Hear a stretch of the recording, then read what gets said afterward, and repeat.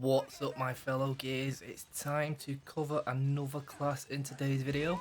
There's been a whole bunch of people calling out for a guide on this class, and those people are...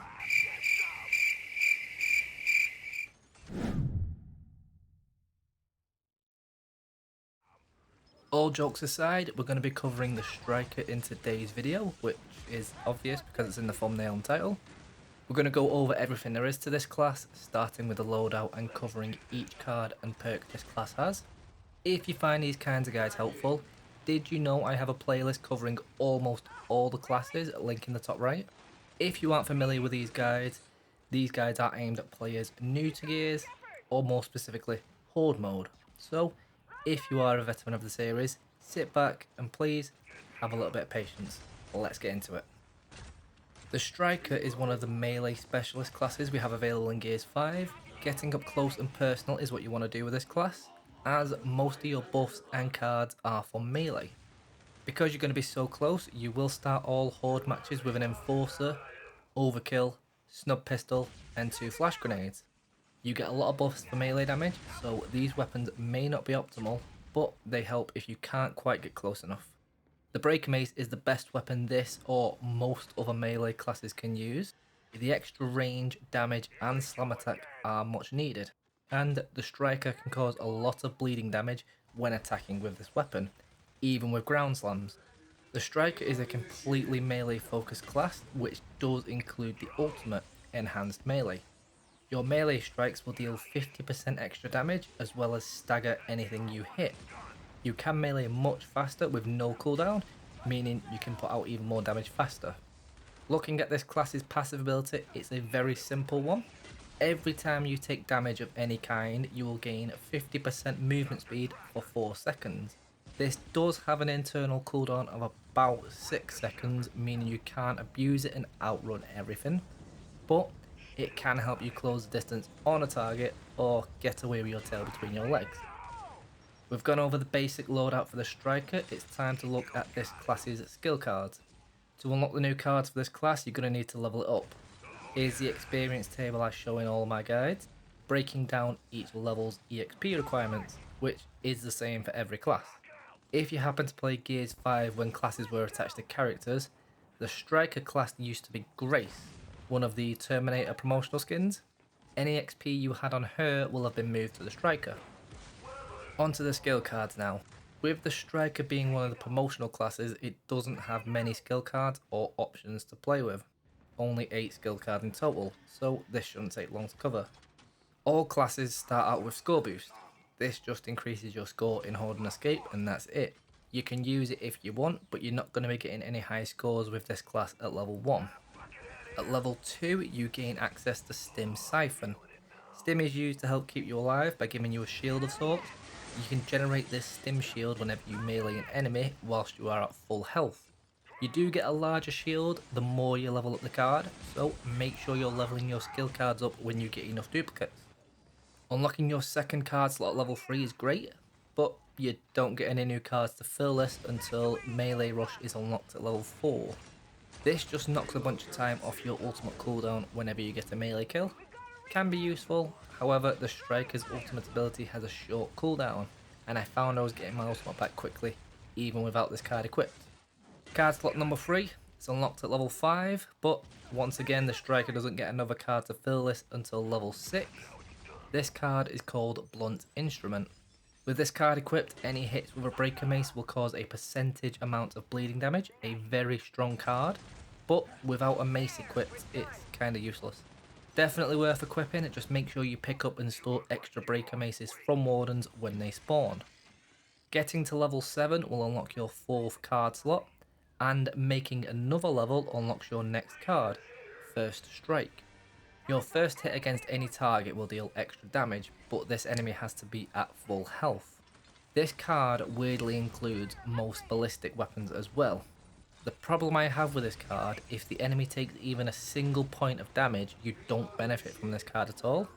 When the enemy regeneration mutator is on, if an enemy takes a bit of damage and recharges back to full, this card can trigger, sometimes it doesn't, it's a little bit buggy with that.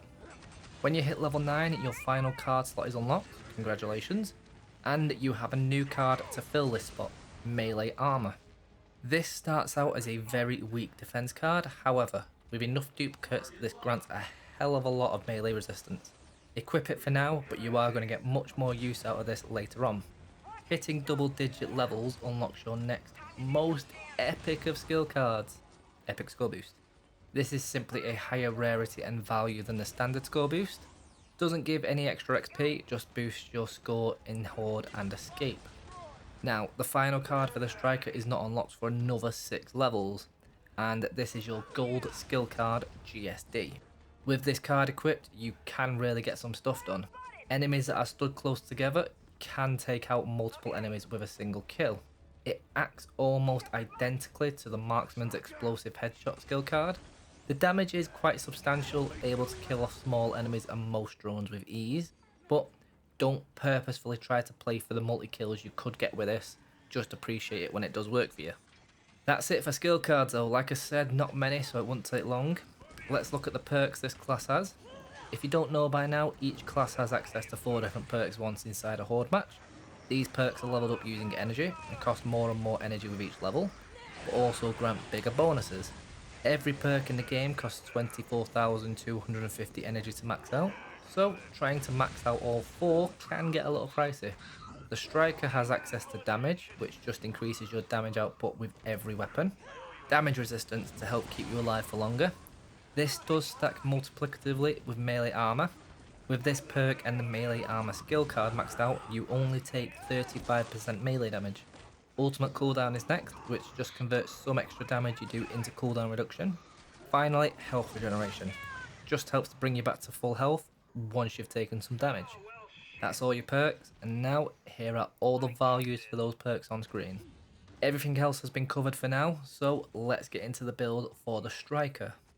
Unfortunately, there isn't much variety for this class, so this is the card setup I'm going to suggest. GSD is here to help your damage output, but like I said earlier, don't purposefully try to proc this, just let it be a passive addition that helps out every now and again. First Strike is up next. This will simply help with bursting down enemies a little faster. A good weapon to pair First Strike with is the long shot, but remember, if the enemy has taken any damage, this card doesn't work. Blunt Instrument will have you dealing overpowered bleeding damage, but be careful about meleeing bosses, as most can still one-shot you if you get too close. Stim Siphon is a fantastic survivability card. Being able to generate a lot of stim easily is great. Be careful though, if you aren't at full health and try to melee, you aren't going to generate the stim. You have an option slot for your last card, and your choices are, do you want more damage resistance, or do you want to get your ultimate back faster? I personally prefer the melee armor card because you will be in close range most of the time, and you get a lot of use out of this. Melee Rush recharges your ultimate faster, but we do have ultimate cooldown as a perk, so the choice is kinda yours. Speaking of perks, what order should we take them in? I would suggest taking damage first, then damage resistance second. Follow this up with ultimate cooldown and finish with health regeneration. Since you're going to get up close and personal, trying to stay healthy can be a bit of a challenge. So, charging in, use your Breaker Mace to deal some damage and let the bleeding finish them off. If you do want to keep some distance and only melee when necessary, the damage perk is great for this, as it's not going to limit your weapon choices. Just buy your favourite weapons from the Fabricator and melee anything that gets too close. That's everything I can think to cover for this class, except for one final thing. Getting to level 20 with the Striker will unlock the Heroic Venom weapon skin for the Breaker Mace, and I'll quickly show this on screen now.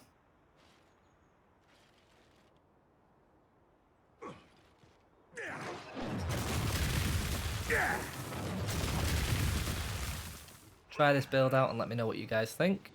Before we end this off though, there is a bug that has been in the game for a little while.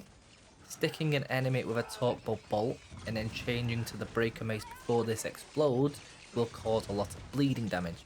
This used to happen in a similar manner with the Gunner with grenades, but that eventually got patched.